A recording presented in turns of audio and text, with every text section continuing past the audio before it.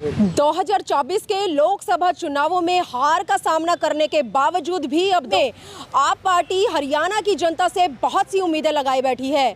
आप पार्टी को एक और उम्मीद है कि वो हरियाणा के विधानसभा चुनावों में तीसरी बड़ी पार्टी बनकर उभर सकती है। दिल्ली और पंजाब की राजनीति के बाद अब हरियाणा की राजनीति में क्या आप पार्टी अपनी पार्टी का परचम लहरा पाएगी? लेकिन इलेक्शन सीधा सीधा बीजेपी वर्सेस कांग्रेस को देखने में लग रहा है। हर किसी का मानना है कि कांग्रेस और बीजेपी की ही आपस में टक्कर है, लेकिन ऐसे में आप पार्टी हरियाणा के अंदर क्या कुछ भूमिका अदा करने वाली है? चलिए बात करते हैं अब हरियाणा के जिला यमुनानगर की सीट की। यमुनानगर की सीट इतनी ज्यादा इंटरेस्टिंग रहने वाली है जिसे लेकर आज हर किसी के, हर आम नागरिक के मन में बहुत से सवाल पनप रहे हैं। यमुनानगर की सीट को देखते हुए किस पार्टी के, किस प्रत्याशी के सर पर जनता जीत का सेहरा सजाएगी और यमुनानगर की सीट पर किसका होगा राज तिलक? ऐसे में आप पार्टी के भावी प्रत्याशी जिला यमुनानगर से समाज सेवी लक्ष्मण विनायक हमारे साथ लाइव जुड़ने जा रहे हैं। आज एक एक्सक्लूसिव इंटरव्यू के चलते इनसे बातचीत करते हैं कि पार्टी क्या कुछ गारंटीज हरियाणा वासियों को देने वाली है और ऐसे में दो पार्टियों के बाद तीसरी पार्टी को जिस तरह से हरियाणा विधानसभा चुनावों में देख रही है उसे लेकर पार्टी की क्या रणनीतियां रहने वाली हैं। और सबसे बड़ी बात, समाज सेवी लक्ष्मण विनायक, जिनके समाज सेवी के जिला यमुनानगर में चर्चे तो अक्सर बच्चे से लेकर बुजुर्गों की जुबान पर सुनने को मिलते थे, लेकिन समाज सेवी की दुनिया छोड़कर राजनीति में इन्होंने अपना जो कदम रखा है उसे रखने का इनका क्या उद्देश्य है और अगर यमुनानगर की जनता इन्हें मौका देती है तो जनता की उम्मीदों पर ये किस तरह से खरे उतरेंगे और कितने प्रत्याशी दौड़ में आगे आएंगे, अभी पत्ते खुलने बाकी हैं। लेकिन सबसे पहले यमुनानगर की सीट पर आप पार्टी से यमुनानगर में भावी प्रत्याशी लक्ष्मण विनायक ने अपनी ताल ठोकी है। जानते हैं और करते हैं बातचीत आप पार्टी के मुद्दों को लेकर। नमस्कार मैम। तो स्वागत करते हैं अपने चैनल पर आपका।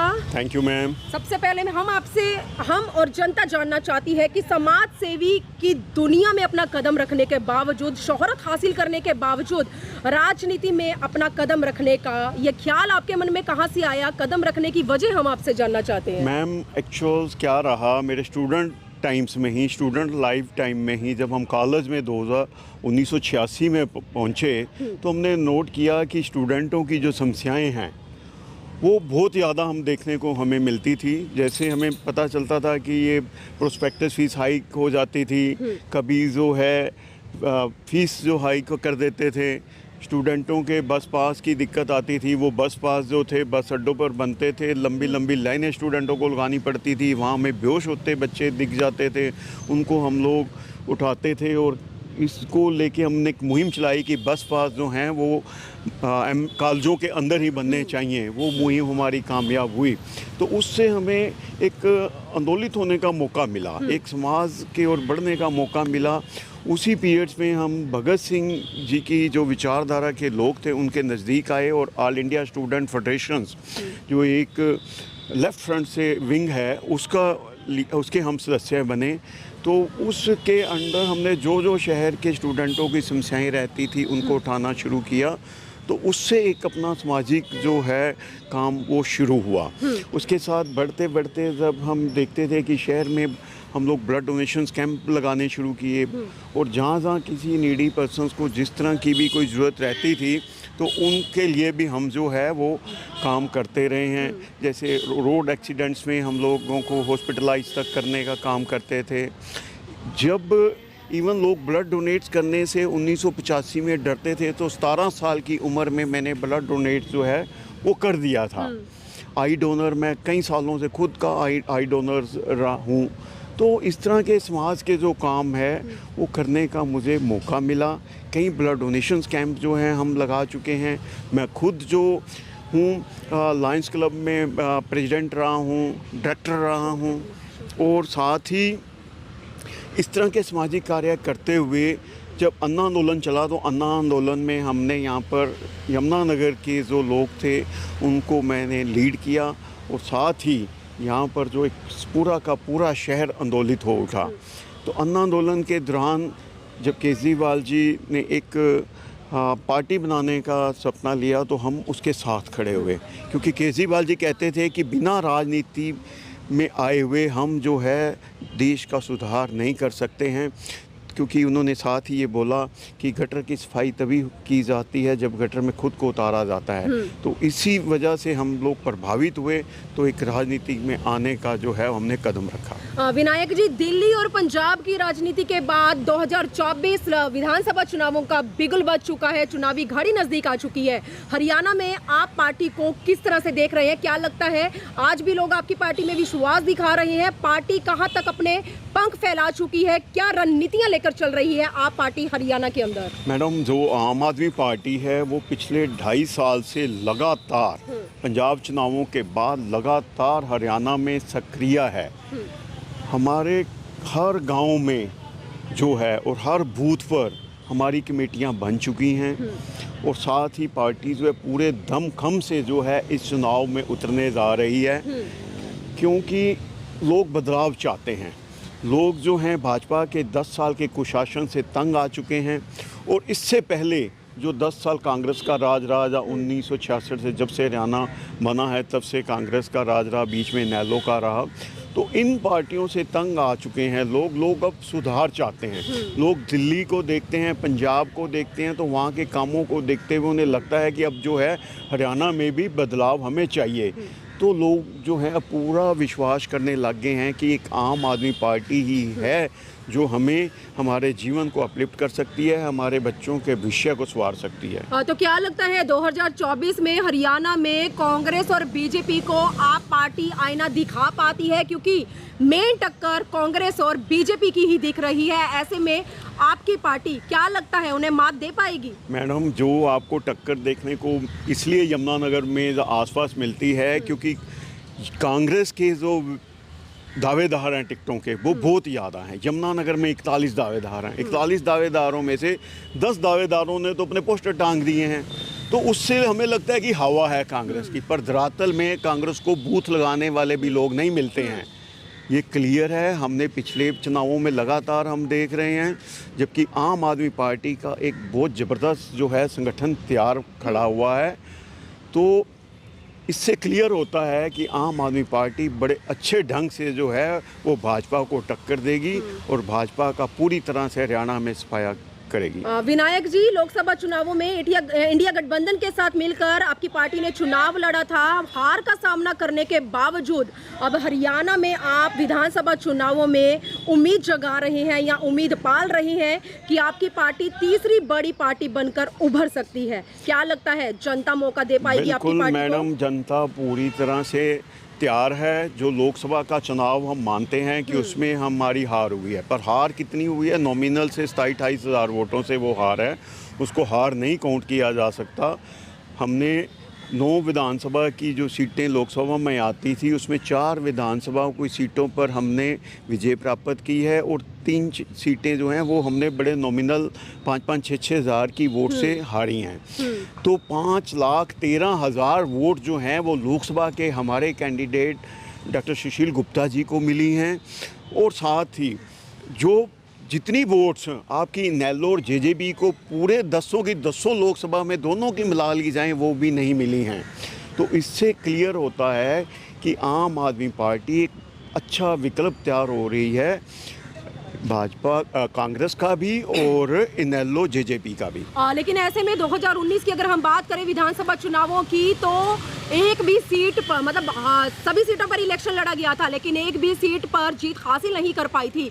ऐसे में इस बार अपनी पार्टी का परचम लहराने का दावा जता रही है। मैडम, जो 2019 का चुनाव था उसमें लगभग 34-35 सीटों पर जो है आम आदमी पार्टी के उम्मीदवार खड़े हुए। हाँ। पर वो उम्मीदवार में कोई पार्टी का कोई संगठन नहीं था, तब कोई पार्टी की सेंट्रल टीम का सहयोग नहीं रहा, तो इंडिविजुअल तौर पर सब जो लोग वो उतरे थे तब मैदान में, तो इसलिए कोई सीट हम लोग तब नहीं जीत पाए थे। पर जो अब देखें 2022 अभी 24 का जो लोकसभा चुनाव है उसमें पार्टी ने बहुत अच्छा किया है। सिर्फ हालांकि इंडिया गठबंधन के तहत एक सीट हमें मिली है, पर साथ ही हम ये भी देखें कि कांग्रेस जो है 2 लोकसभा की सीटों में बड़े कम मार्जिन पर जीती है, 24-25 हज़ार वोट से, और वो सीटों में भी हमारा उनको जिताने में बड़ा ज़बरदस्त योगदान रहा है। आप तो कह रहे हैं उन्हें जिताने में बड़ा जबरदस्त योगदान आप लोगों का रहा है, लेकिन हो सकता है लोकसभा चुनावों के बाद उस हार का जो असर है हरियाणा विधानसभा चुनावों में देखने को मिले। क्या लगता है आपको? नहीं मैम, जो लोकसभा के चुनाव और विधानसभा के चुनावों में बहुत फ़र्क होता है। लोकसभा चुनाव में एक चेहरा होता है कि ये प्राइम मिनिस्टर बनेंगे, है ना, इसलिए वो उस तरफ जो लोगों का रुझान रहता है। हम मानते हैं हम दिल्ली में हारे हैं, पंजाब में सिर्फ हम 3 सीट जो हैं वो जीत पाए हैं। उसका मेन कारण यही रहता है कि लोग जो हैं ऊपर चेहरा देखते हैं, इसलिए वो वोटिंग पैटर्न वहाँ अलग होता है और विधानसभा में अलग होता है।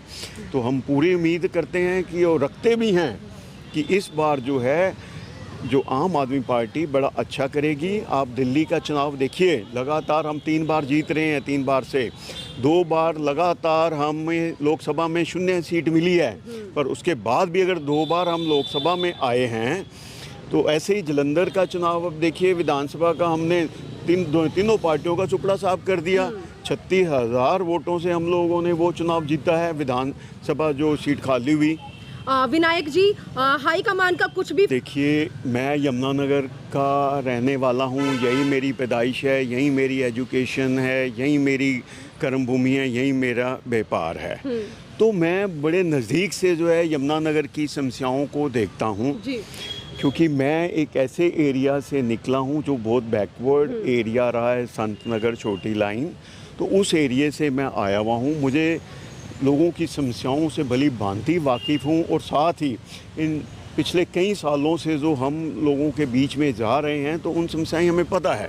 तो वो समस्याओं को हल करने के लिए हम लोग जो हैं तत्पर हैं कि इस बार जो है विधानसभा में पार्टी हमें उतारे, और उन समस्याओं को, चाहे उनकी छोटी मोटी समस्याएं हैं, अप्रूव्ड अनअप्रूव्ड की हैं, फैमिली आईडी की हैं, प्रॉपर्टी आईडी की हैं, यहाँ पर यमुनानगर में बंद होती इंडस्ट्री है प्लाईवुड की, और इंडस्ट्री बंद हो रही है, बेरोज़गारी सबसे ज़्यादा बढ़ रही है, तो इन सारी समस्याओं की तरफ हम लोग ध्यान देंगे। चलिए विनायक जी, लास्ट में मेरे चैनल के जरिए यमुनानगर की जनता को कुछ मैसेज देना चाहेंगे? चुनावी घड़ी नजदीक आ चुकी है, ऐसे में क्या लास्ट मैसेज आपका जाता है यमुनानगर की जनता के? देखिए, यमुनानगर की जनता से हम लोग यही अपील करते हैं कि यमुनानगर की जनता ने बार बार इन पार्टियों को मौका दिया है, अब एक मौका जो है वो आम आदमी पार्टी को भी देकर देखें। अगर आम आदमी पार्टी आपके उस सपनों पे खरा नहीं उतरती, आपकी उम्मीदों पे खरा नहीं उतरती, तो आप नेक्स्ट टाइम जो है बिल्कुल वोट मत करिएगा आम आदमी पार्टी को। ये हमारा एक रिक्वेस्ट है लोगों से कि एक मौका जो है आप ज़रूर दे के देखें, आपके बीच में रहेंगे, आम लोग हैं, आम लोगों की तरह ही काम करेंगे। तो ये थे आम आदमी पार्टी के जिला यमुनानगर के भावी प्रत्याशी लक्ष्मण विनायक, जिन्होंने बहुत कड़ा संघर्ष किया है यमुनानगर की जनता के किसी भी मुद्दे को उजागर करने का।